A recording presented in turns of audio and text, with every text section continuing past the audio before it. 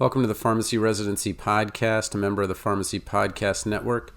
I am Tony Guerra, your host, and today we're going to be talking about ranking. We have rankings due in just a couple of days, and I know many of you are trying to pull your hair out, trying to figure out where you should rank schools, and I can assure you that only the first 3 to 5 actually matter. The rest of them won't matter much at all, and I'll go into the numbers there. But if you need help with your letter of intent on March 19th, because that will be match day for some, and unfortunately finding out that you didn't match for others, you will have 4 days from March 19th till the 23rd to get your application ready. You must, if you want to have any chance at matching in phase 2, be done with your application by then. Turn it in that morning, as many of the residency sites will close or simply stop taking applications that evening or the following day. So let me give you some numbers first before we go into the ranking thing. Last year in 2020, 1,521 PGY-1 and 217 PGY-2 applicants enrolled in the match and could not return any rankings, usually because they didn't get an interview. So that first group of some 1,800 already know that unfortunately they can't rank anyone, and they may be coming back for phase 2. Next, there are 5,908 applicants participating in the match. So this is the 6,000 basically that are left over after those that didn't get an invite. And of those, so 5,908 in PGY-1, 1,129 in PGY-2, so we'll call it 7,000 for the match. And of those, about 2,500 found out on match day that they did not match. So when you add all the numbers up, there are 4,350 applicants to residency who, on match day, do not have that match. That seems like a big number, and it is, because if you look at residencies as a percentage available, as a percentage of the graduating students, there's only about enough residencies for 25% of the graduating class. So if all of the graduating class decided, we did this 100% residency thing, then only 25% of the students would be able to move into residency. So that's not a possibility right now.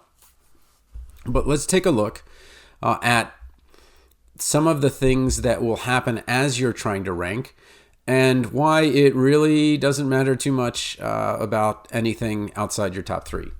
So if you are fortunate enough to have 5 interviews and have 5 places to rank, that's a really good thing. But it's also a very unusual thing. The reason why most people match to their first, second, or third choice is not because of preference or anything like that. It is because they only had a first, second, or third choice.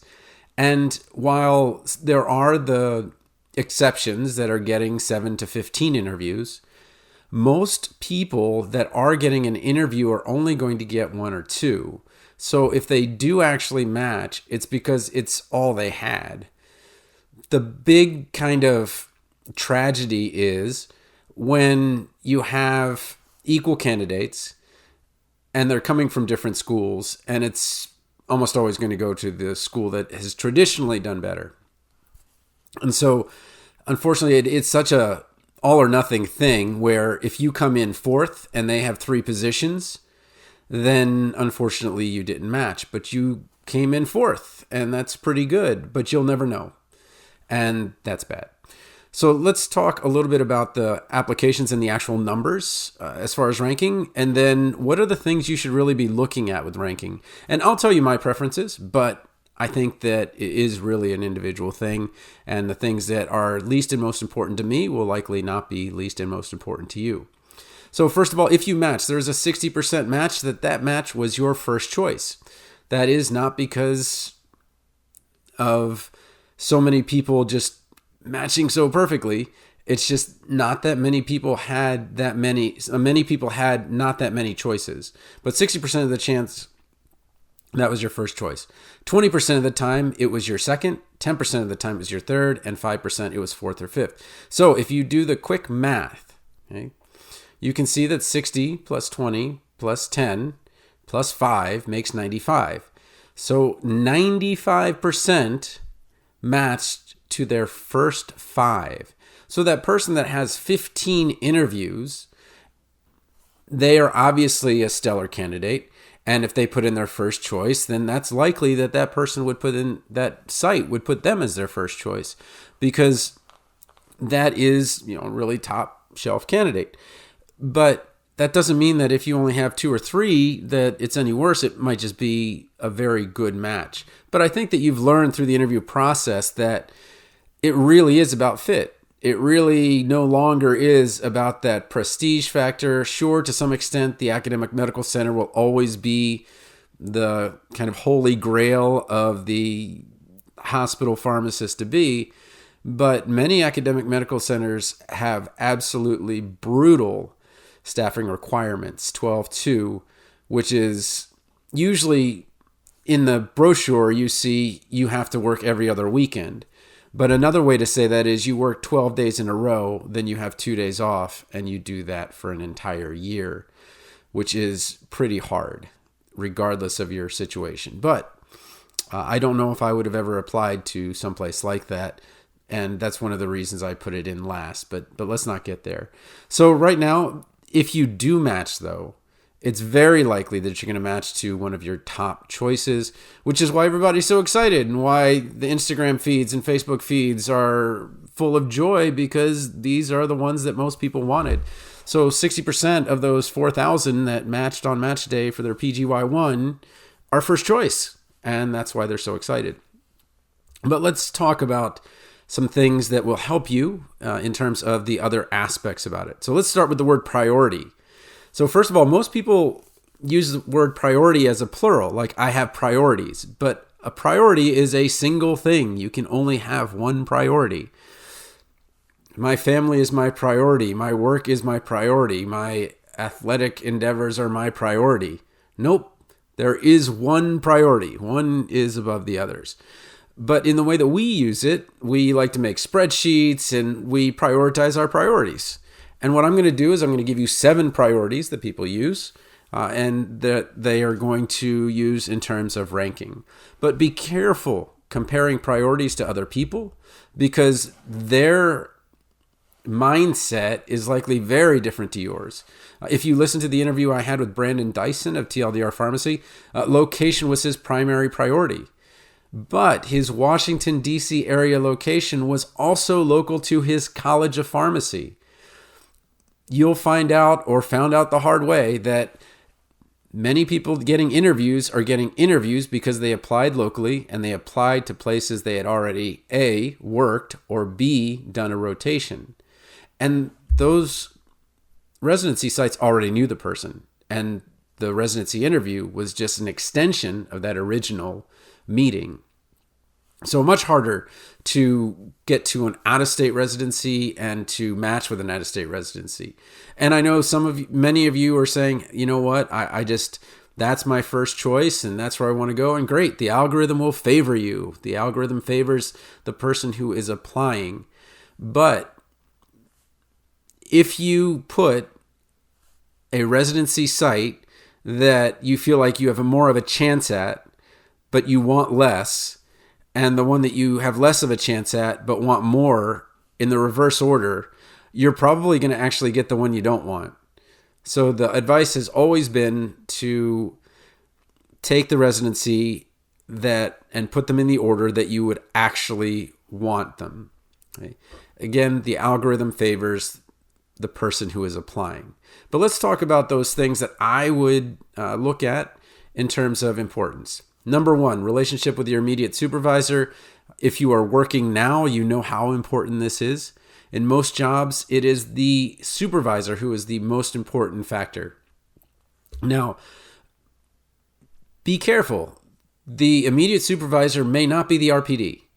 I took an elective veterinary pharmacology class, and Tim Day, who was the course master at the time, he's really, really fun guy, really neat guy, and good at kind of getting along with everybody, which is why I think he was the course master. And he was talking a little tongue-in-cheek that, okay, well, you're going to have 9 professors in various disciplines, from pharmacokinetics to cardiology to infectious disease. And if you don't like someone, well, that's okay. They're not going to be there for the whole time. They're just going to be there for part of the time. And if you do like someone, I'm sorry, but you can always do work with them later. And the same thing is true with the preceptors. Your immediate supervisors are going to be the preceptors. So if you got maybe not the best vibe from the RPD, but got a great vibe from the group of preceptors in terms of how they got along and that they were really thinking about the resident first, and it was that kind of order, then what I would do is I would still look at it as I'm going to have a great relationship with my immediate supervisors who are going to be my preceptors. If, on the other hand, the preceptors seem like they are being forced to be there for those interviews, I know that they're taxing.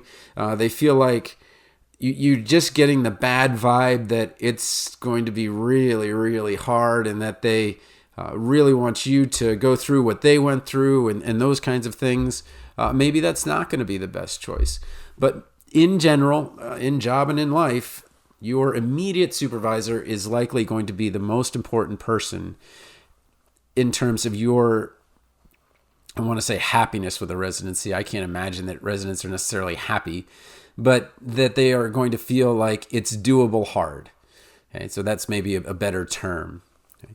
But a good residency director or supervisor will provide a great experience and that comfortable yet challenging environment that also allows you to connect to other people. The next thing is co-residents, and I'm not talking about the actual people who are going to be your co-residents. You have no idea who they're going to be, but I felt that it was super important to have co-residents. I really wanted to have a community and be in a community, and that was really one of the things I prioritized. You may be an alpha. A co-resident might just get in your way and take some of the opportunities away that you want to have. So for me, co-residents are critical, but for other people, they really want to be on their own. I think it's just easier that, okay, somebody finishes an ID rotation and you just finished critical care, and now they have somebody to go to for ID and you have somebody to go to for critical care in terms of advice. Often you don't want to ask the RPD or even your preceptor, but it's just so much nicer to be able to talk to your co-resident and kind of throw cases at them. And what it does, though, is it allows you to be the student and them to be the teacher and vice versa. And teaching is the easiest way to learn something for a long time.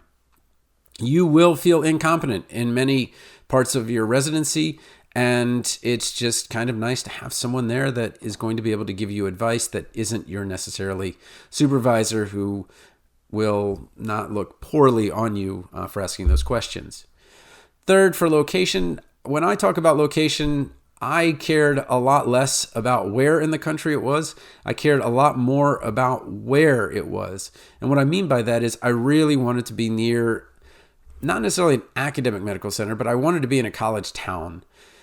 I grew up with football. I played football, but college football has always been a big thing for me. And you might say, like, as a resident, what in the world do Division I sports have to do with our happiness within a residency? And what I'm really getting at is that it's more of a priority of what's going on outside of residency as something important. And during residency, I was able to be a volunteer assistant for a Division I cross-country program, which was phenomenally important to me. And it always was in the afternoons for practices. And I went 2 practices a week, and then on the weekends to many of their meets. And it was really cool. You know, I was in Ann Arbor. I was in, I went to Wisconsin. I went to a number of the more local meets. So it was just really kind of a very cool thing to be able to do. And that was really important to me. But for me, going to a Power 5 conference school, college town was really important. For you, location might mean being near the actual site so that you're not driving in through Beltway traffic. If you are from the DC area or another metropolitan area, being in the city or being at least near a metro stop is life-changing when it comes to not having to deal with traffic. But again, in our current time, that might not be as much of an issue. But still, location, location, location. I think that I would definitely put location third on my personal list. But in terms of where you're going, I would focus more on what kind of life you're going to have at that location than where that location is in the world. On the flip side, though, don't worry. Well, I don't want to say don't worry about the job afterwards, but when it comes to the job afterwards and you're going to a PGY2, the PGY1 and PGY2 way of picking someone is very different. PGY1s tend to be very homogenous, coming from the same geographic area, coming from the same colleges of pharmacy. PGY2s tend to be very heterogeneous, coming from many different states and many different colleges of pharmacy. So if you are thinking about PGY2, it really doesn't matter where your PGY1 is going to be, because your PGY2 is likely going to be much closer to where you're actually going to end up. If you are at the end of the road at PGY1, though, I would prioritize location a little bit more. So if you want to stay in the Midwest, certain, or the Chicagoland area or something like that, yeah, I'd put those guys up top. Electives. This in hospital is especially important because if you're going to PGY2, the more electives you have and the more breadth of electives you have, the more chance you're going to get them before it's time to early commit or before it's time to make that application for a PGY2. If the electives aren't there, then it's going to be very hard for you to get that narrow focus unless that is a focus of the residency. Usually they're pretty good about letting you have 1 or 2 experiences before mid-year, but electives are key to keeping your sanity, because what happens with PGY1 especially is that it is such a broad foundation, and we hear over and over again it's worth 3 to 5 years of clinical practical experience. But what it really matters is that you're able to explore some areas, but you're also able to do those before you need to apply to the PGY2, because it's really hard to get a PGY2 in oncology if you've never done a residency in PGY2. Or residency experience in PGY1 leading to a PGY2. Okay. Number 5, I would put teaching and precepting opportunities. By default, you're teaching the patients, but certainly the teaching certificate is something that many people look at. They like to have that tangible recognition of something that they did. But I will tell you that if you are precepting students, you don't get to pick which students you have. Some students are great and they make your life so much easier. On the flip side, some students are really difficult to work with. And now that you will be precepting students that were admitted at 82%, so 82% of all pharmacy, 82% of the applicants were able to get a pharmacy school position.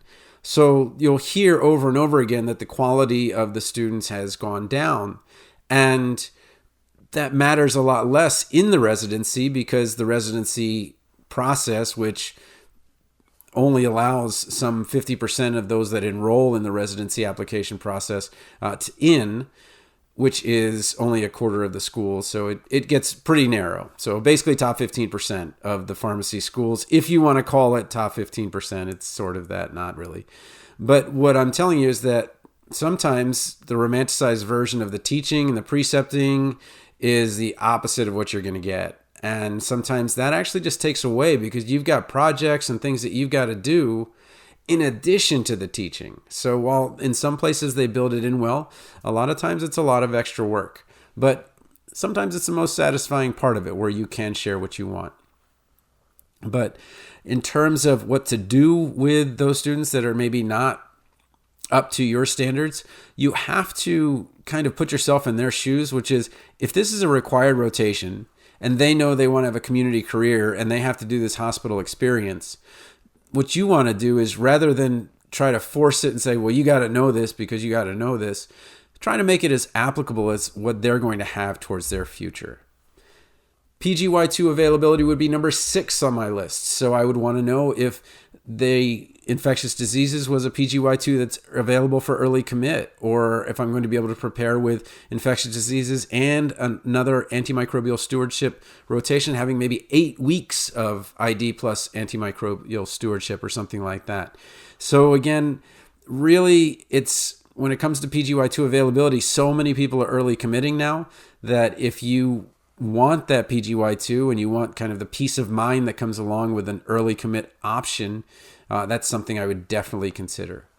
And number 7 on my list was staffing requirements, because I would have never applied to a 12-2 where I would have to work 12 days and be off for just a weekend. And I feel like there are enough residencies that you can find them that don't have draconian staffing requirements. Some people are very critical of staffing requirements, but really what staffing 8 hours a week does is it provides basically $20,000 worth of money towards your salary that the hospital doesn't have to spend on someone else doing your job. And that makes sure that a resident who is still learning and still having to use some resources and things like that will not be negative on the financial books and all of that good stuff. So in summary, my own 7 primary drivers of ranking a pharmacy residency would be 1, relationship with the immediate supervisor; 2, that I have co-residents; 3, the location, not necessarily where in the country, but that it is in a location where the things that I want to do outside of residency are available. Number 4, the electives. Can I make this a little bit more towards what I want to do after residency, or do I have to go through this very general requirement? 5, teaching and precepting opportunities. The romanticized version of teaching and precepting is very different than the reality, and it may get in the way more than it actually helps you. 6, PGY2 availability, early commit would be something I definitely want to look for. And then 7, staffing requirements. I would generally avoid the 12-2s, but if you are absolutely set on certain academic medical centers, that's kind of what you got to do. But if you talk to the current residents, they will let you know that they are absolutely burnt out and looking very forward to not having to do that in 3 months. So again, if you want to get in touch with me, TonyThePharmacist@gmail.com. If you need one-on-one help with your letter of intent, goes to residency.teachable.com/courses. There are a number of things I can help you with, mostly having to do with the writing. But the big thing that I'm really good at is helping you with letters of intent. And then to some extent, helping you with the interview, if that's something that you want help with. I created a course that really helps you understand the point system and how to maximize those points so that you can get ranked as high as possible. So again, I'm Tony Guerra. It was nice to talk to you guys today, and good luck as the match approaches. I'll talk to you 1 or 2 times before then, but feel free to reach out, TonyThePharmacist@gmail.com.